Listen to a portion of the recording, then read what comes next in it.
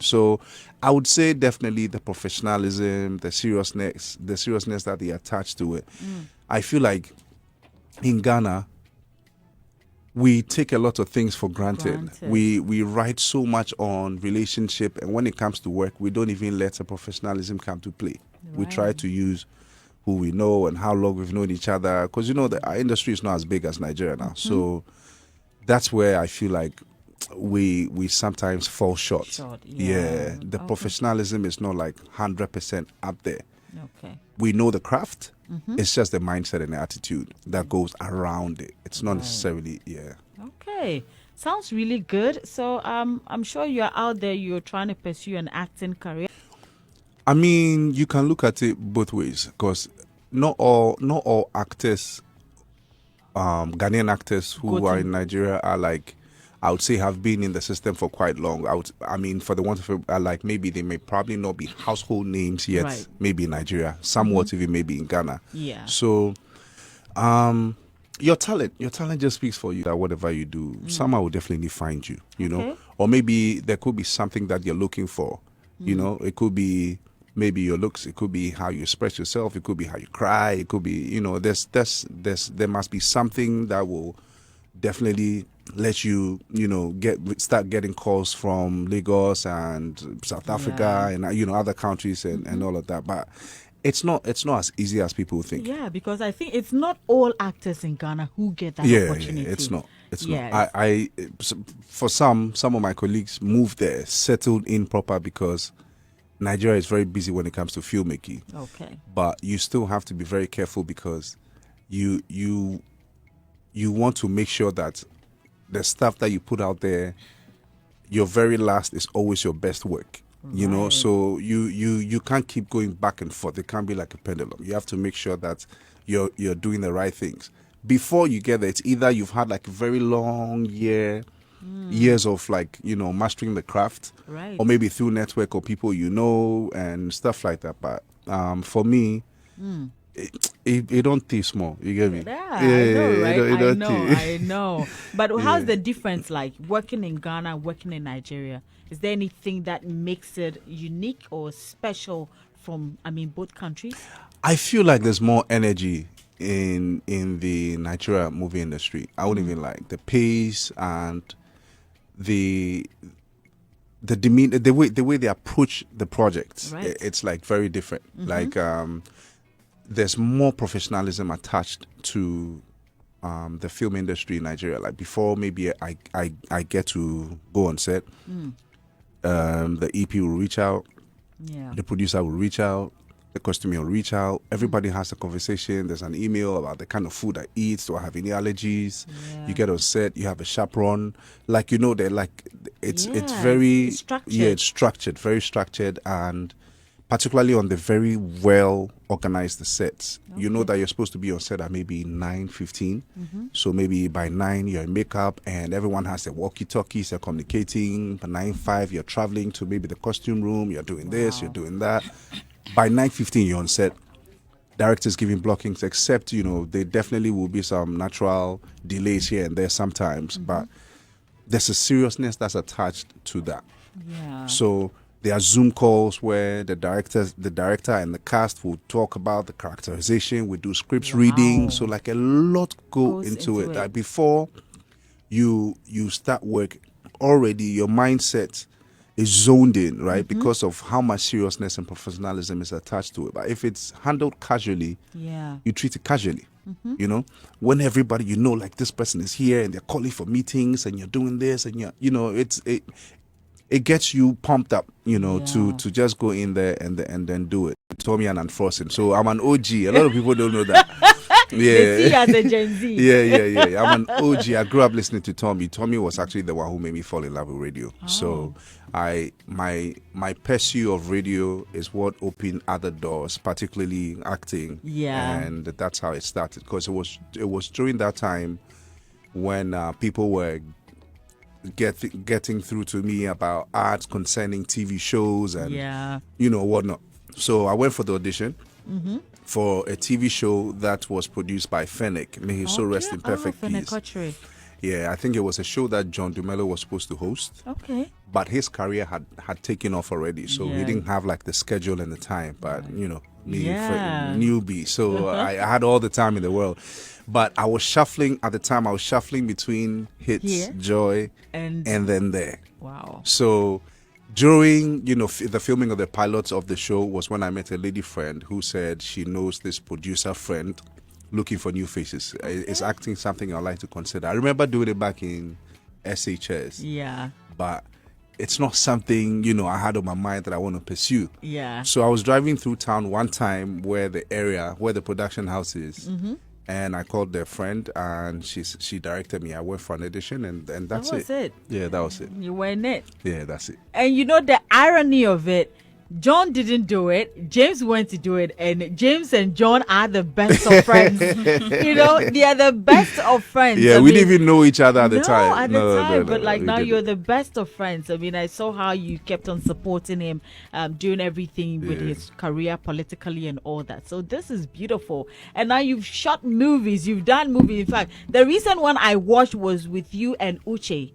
Uche Montana. No, the other Uche, the dark one. Sonia Uche. Oh my goodness, that movie is hilarious. I'm like, she just killed that role. That lady is so good, and she's pretty as well. So that was the last movie I watched on you, on James Gardiner, and that's Kofi Ajilolo as well. So but I mean, in all these movies you have been, what would you say has been your memorable movie role?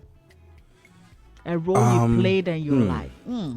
That's very tough, because it's very difficult to pick a movie. And for me, I feel like I try to put myself in character for all of my films. So I can't. Maybe the most challenging. Maybe the most challenging one. Yeah. Yeah, the most challenging one probably. Man. There's so many. I don't remember the last time I had a radio interview, so I barely talk about these things. So I really have to scratch my head about it. But the most challenging, a lot too. I would say maybe The Weeknd. Okay. Yeah, because I played way out of character. Okay. I wasn't playing myself. Usually they will let me come and chase you, Doreen. Yes, or someone is chasing me or something like that. But this was like a horror film. It's a film that I don't know whether I saw it in my post. It got a lot of accolades, and it's from Trino Productions in Lagos. Okay. Yeah, it's a big one where I had to play the villain. All right. This time around I was beating my woman, which is so unlike me. I wouldn't even do that outside movies. So I would say that because I rarely play an arrogant person and a very violent person, so I like the fact that I had to showcase the other side, the other side of me. So I would say that, but not that is my favorite album. All of them are. I was actually going to choose Taste of Sin for you. Actually, you know what? Yeah, because know. Wait, hold on. That's very true. That's very true. I think that's what I was going to choose for you because, man, I wore James and at a point I was crying. Oh, for real? I'm like, so I did my job. No, I did my job because, good then. and it involves so much. Like I think you had a lot to say in that. Yeah. You had a lot to to show that other side of you. I mean, we all know you as a cool guy. But so around the time when I was filming that, it was Frank Raja who produced who directed the film, by the way. And in the moment, during that period, I lived like I was a man of God. So I was not going out. I was not partying. Like when I have some time on my hands, I like to party. So I wasn't going out from work straight home. I wake up. I get on set. I'm in that mood. The director doesn't let anyone talk to me. I'm in the room praying. Like literally by the time I come out, it's like Holy Ghost fire. You get? Yeah, it's like I'm ready. So that means you cut off everything. I cut off everything. So when I come, no laughing, all those things. So that's why you saw that it's a very serious film. I don't know if you realize. Yeah. I watched it, I cried because I'm like, man, I saw James cry and I'm like, no way. So Frank knows the right buttons to push. He's a very good director. My heart's off to Frank. Yeah. There's a way Frank can talk to you just a few minutes before the scene, and you can start crying immediately. like before you even get on set. Yeah, it's not an easy skill. You have to be in the business for a while to understand how it works. But you did it. Yeah, you did it. It was beautiful. It was sad. It touched me because I'm like, that's nice. I can never forget that movie. I can never forget. So if you haven't watched Taste of Sin, you should actually try and watch it, and you understand where we're coming from, because that role, my goodness. I won Best Actor for that. They just recent Papa Ghana Movie Awards. How did you all feel taking that fund, the Papa? I got a plug though. I got a plug. You got a plug. I feel like the rationale behind it was for the ones that the fans voted for. Right. So I think it was supposed to be symbolic, but I don't think it went that well with people. So, yeah. Oh my goodness. Yeah. James, what do you do in your free time? Honestly speaking, if I'm not working, or I'm not maybe doing rounds or media rounds, I'll just be home. I'll sleep. Yeah. Because you need to recuperate. Acting is very stressful. A lot of people don't know that. So for all of you out there who want to start that as a career, I want to put in your head, it is tough. Wow. It is very tough. And you can't come on set acting like you're a superstar, you're this, you're there to work. Once work is done, you can go about your whatever celebrity duties or whatnot. But on sets, it's showtime. Yeah, and there's a lot of competition here in Ghana and even more in Nigeria. Right. The fact that you're even a foreigner coming in even makes it more difficult because they have way too many options to choose from. Right. So crossing borders to now come pick you means that you have to bring your A game. It's almost like.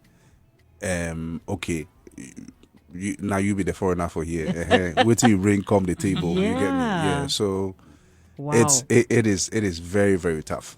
It is very tough. We should off like odd hours deep. By the time what time do you close from work? Like at the moment, I'll finish, let's say, at 4 p.m. Yes. Man.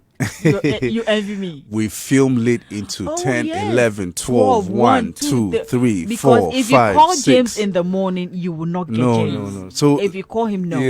Yeah. So that's why I keep telling Hagler. It's not that I don't want to come on the show. Wake up there. Yeah, we work like we are like watchmen, security men. Yeah, so it's crazy. True. It's crazy. So you see, upcoming actors, you heard it.